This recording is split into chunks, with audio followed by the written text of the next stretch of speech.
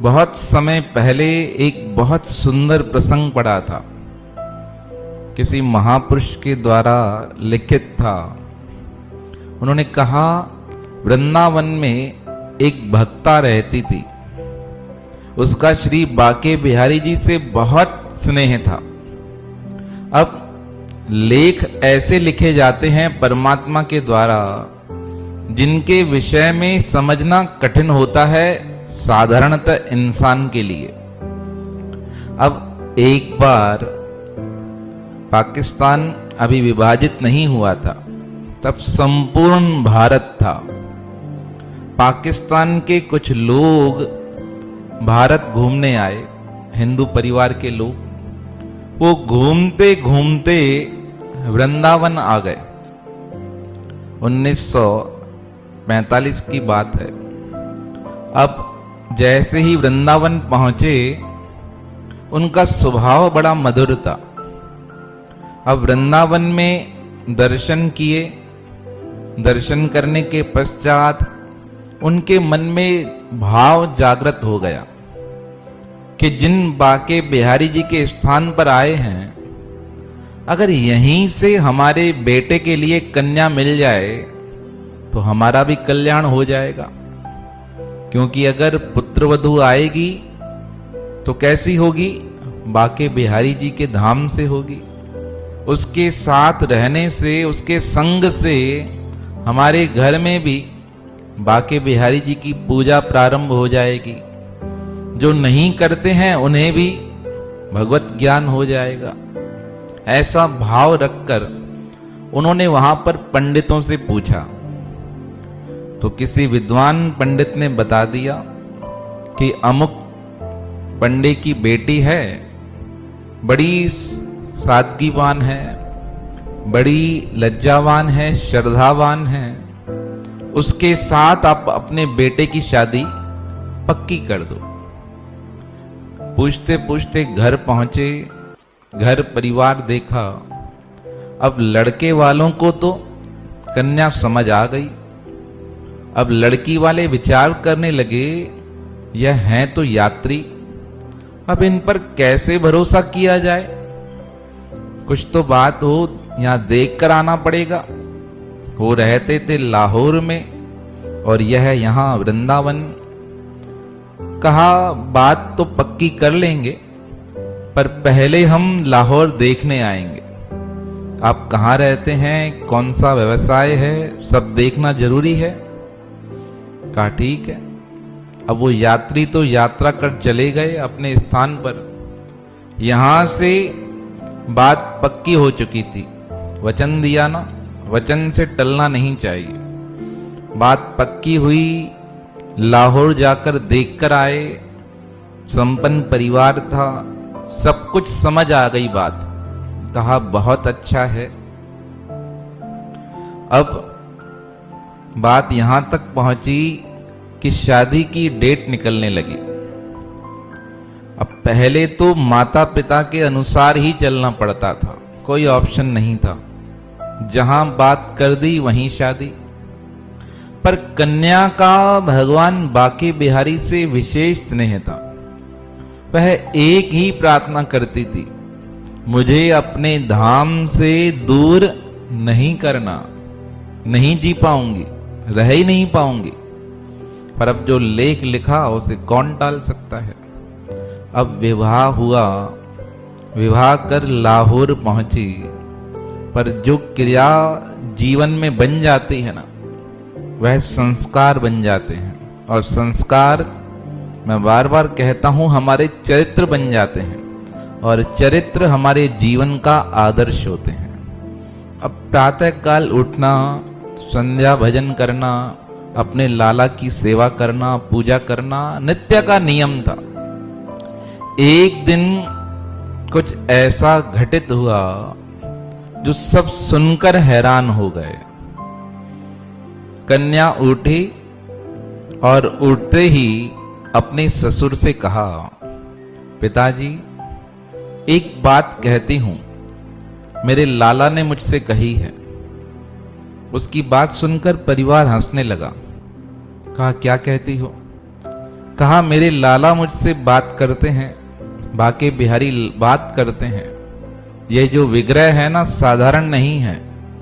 यह मुझसे कह रहा है, यह जहां एक ही जगह मिले ग्रोसरी का हर सामान। अमेज़न फ्रेश से ग्रोसरी लाओ, नहीं तो महंगा पड़ेगा। यह जो विग्रह है ना साधारण नहीं है। यह मुझसे कह रहा है, यह स्थान छोड़ दो, अन्यथा दिक्कत हो जाएगी। उसकी बात सुनकर पहले तो सबने मजाक में टाल दी, कहा ऐसा नहीं होता है। दूसरा दिन हुआ, पुनः एक बात कही। कहा पिताजी, मेरे बाके बिहारी कह रहे हैं यह स्थान छोड़ दो, सबके लिए अच्छा रहेगा, यहां से निकल चलो। अब थोड़ा रोष में ससुर जी आ गए।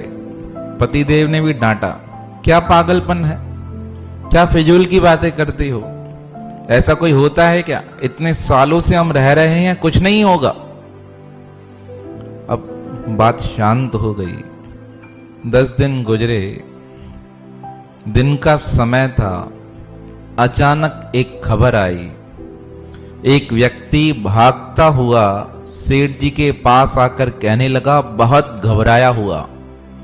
कहा सेठ जी, आपके बड़े बेटे के जो बेटा है, आपका पोता है, उसे कुछ लोगों ने चुरा लिया है। मैं उसे स्कूल से लेकर आ रहा था, रास्ते में मुझसे खौंस लिया। क्या कहा, यह हिंदू की संतान है, इसे हम मार देंगे। वो लेकर भग गए।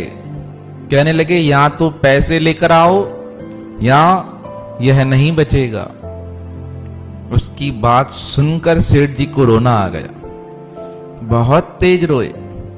रोते रोते घर पहुंचे, सारा परिवार एकत्रित हो गया और अपनी बहू को बुलाकर कहा, मुझे क्षमा करो, हमसे अपराध हो गया। तुम्हारे बाके बिहारी कह रहे थे कि कुछ दिक्कत आ सकती है, आज दिक्कत आ गई। हमारे पोते को चुरा लिया है, मार देंगे। अब उपाय करो, बताओ क्या होगा।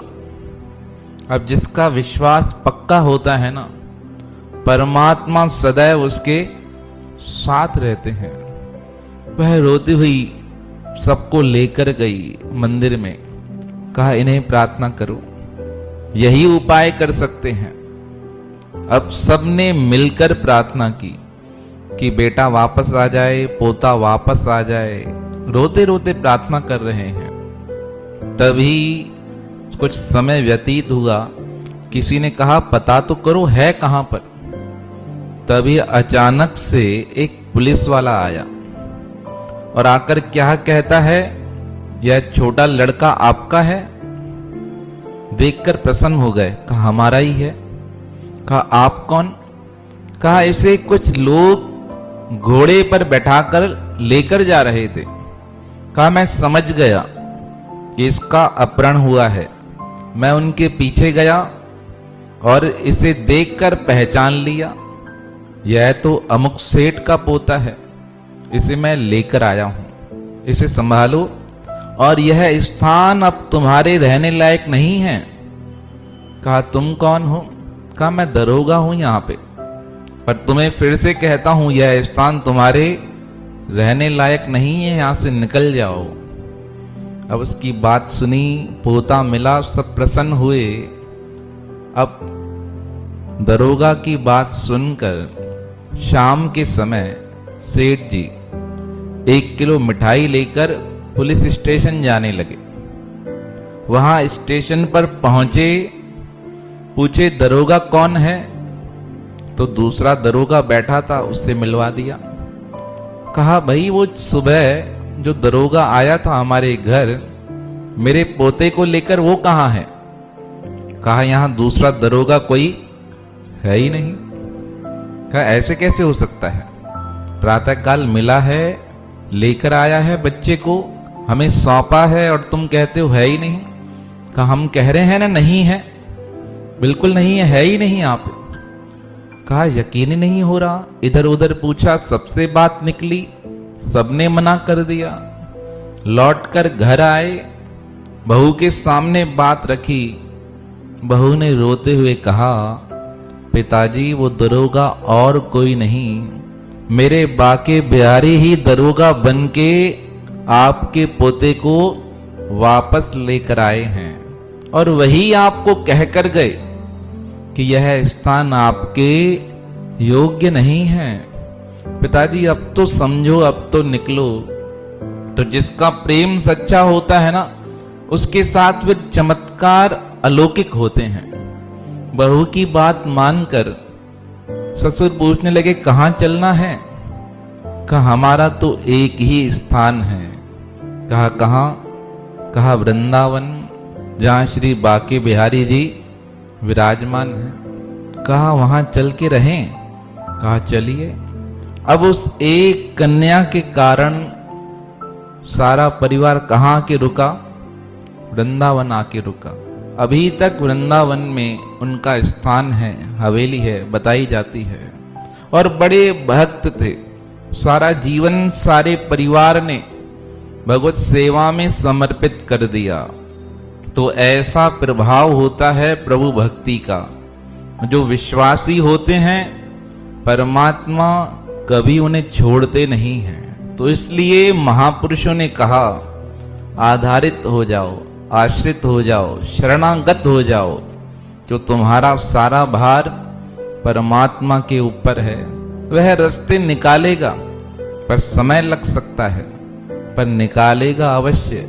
हो सकता है यहीं रास्ता बना दे, जहां हो वहीं से मार्ग प्रारंभ हो जाए। तो ऐसे आचार्य के, ऐसे परमात्मा की हम शरण में हैं। उनसे यही प्रार्थना करें कि उनके चरणों में हमारी भक्ति सदैव बढ़ती रहे। ध्रुव जी को भगवान का दर्शन मिला। कितने वर्ष राज किया? 36,000 साल। कितने साल? और भगवान का भजन नहीं करते तो क्या होता? 100-200 साल में चले जाते। पर 36,000 साल तक सृष्टि में राज किया। और जब परम धाम की ओर जाने लगे ना, तो कैसे गए पता है? यमराज ने कहा, महाराज चलो भाई, टाइम हो गया। कहा, अच्छा टाइम हो गया क्या, चलना है क्या? कहा, चलो। अब यमराज रथ लेकर आया। अब रथ का जो चढ़ने का आसन था वो ऊपर था। अब ध्रुव जी चढ़ने लगे, वृद्ध अवस्था थी, चढ़ नहीं पा रहे थे। अब यमराज ने क्या किया? काल है ना, जो महाकाल का भगवान शंकर हैं, उन्होंने जिम्मेदारी दे रखी है काल को, जिसका समय समाप्त हो जाए उसे ऊपर ले आना। अब काल ने कहा, यह तो चढ़ नहीं पा रहे रथ पे। कहा, महाराज जी क्या किया जाए? ध्रुव ने कहा, जैसे अच्छा लगे। कहा, महाराज आप महापुरुष हो, भगवान की भक्ति की है, अगर आप आज्ञा दें तो मैं एक कार्य करूं। कहा, बोलो क्या करना है? कहा, मैं नीचे सो जाता हूं, मैं नीचे, आप मेरे ऊपर पैर रखकर इस रथ पर चढ़ जाओ। अब पहले तो ध्रुव जी ने मना किया। कहा, देवता हो आप, मृत्यु के देवता हो। कहा, दुनिया के लिए देवता हूं, पर आपके लिए क्या हूं? आपका भक्त हूं। जो भगवान का भक्त है, काल उसका क्या हो जाता है? भक्त हो जाता है। अब ध्रुव भगत ने मृत्यु के ऊपर पैर रखा। पैर रखकर वो किस पे चढ़े? आगे की परम धाम की यात्रा की ओर निकल गए। तो ऐसा अटल पद ध्रुव भगत को कहां से प्राप्त हुआ? भगवान की भक्ति से। तो ऐसा विश्वास हो जाए तो हमारे जीवन में भी कल्याण हो जाएगा। बोल सद्गुरुदेव भगवान की।